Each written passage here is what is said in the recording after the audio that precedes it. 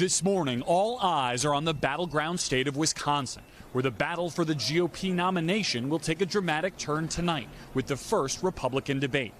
8 candidates expected to take the stage for 2 hours in prime time. Frontrunner Donald Trump will not be among them. At center stage, the 2 highest polling candidates present, Florida Governor Ron DeSantis and entrepreneur Vivek Ramaswamy. It's a good night. Good night is people introducing myself to the people of this country and people who maybe, just maybe, some people actually able to pronounce my name. The candidates divided over how to take advantage of the absence of Donald Trump.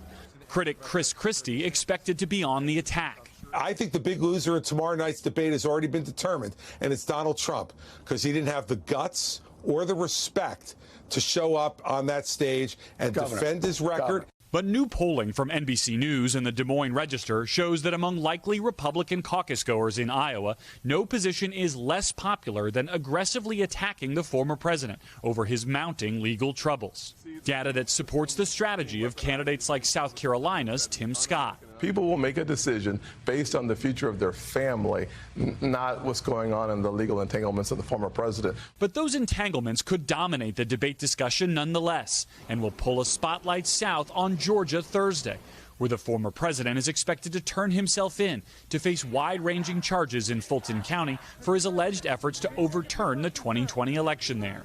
The first of his 18 co-defendants, including attorney John Eastman, booked and released on bond on Tuesday.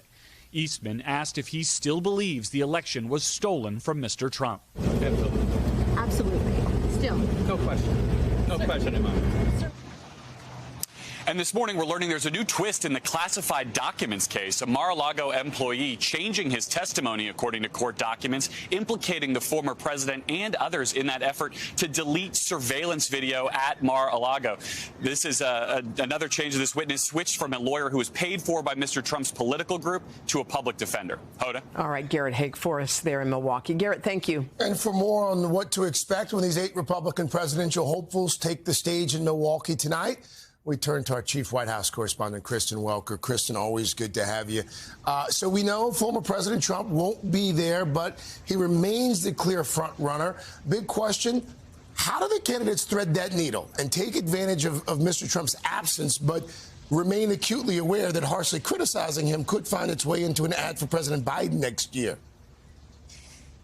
That is the big question, Craig. So far, we have seen former New Jersey Governor Chris Christie really on the attack against former President Trump, as you just heard Garrett talk about. But these other candidates have walked such a fine line, not wanting to alienate Mr. Trump's supporters. The other big question tonight, Craig, will we see fireworks between these candidates? Governor Ron DeSantis says he's bracing for that, given that he is running number 2 in the polls.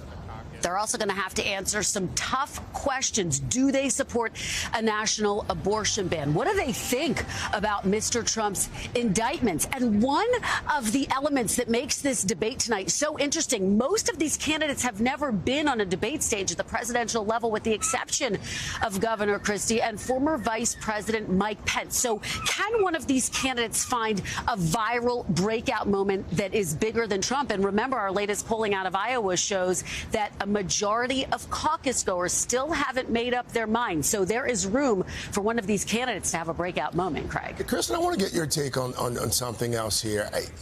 The fact that the president is not going to be on that debate stage, do you think it helps? Do you think it hurts? Or do you think it has any impact at all on his campaign moving forward? It's interesting, Craig. Look, he is so far out in front in the polls right now. It's hard to see that it would really hurt him. But remember, there are a number of debates on the horizon. So if he continues to skip the debates, that could start to have an impact around the edges. If he is not on stage to defend himself, remember, he is a self-proclaimed counterpuncher. I spoke with one of his supporters in Iowa who said, I want to see him on that debate stage. I want to see him lay out his policies for himself. Now, look, he does have a robust counter-programming planned for tonight. That pre-taped interview with Tucker Carlson, which we expect will be posted online, a team of surrogates here. And one campaign aide telling me overnight they will be tracking how many times Trump's name is mentioned tonight. Craig? Our chief White House correspondent for us there in Milwaukee. Kristen, thank you. Hey, thanks for watching. Don't miss the Today Show every weekday at 11 a.m. Eastern, 8 Pacific on our streaming channel, Today All Day. To watch, head to today.com/allday or click the link right here.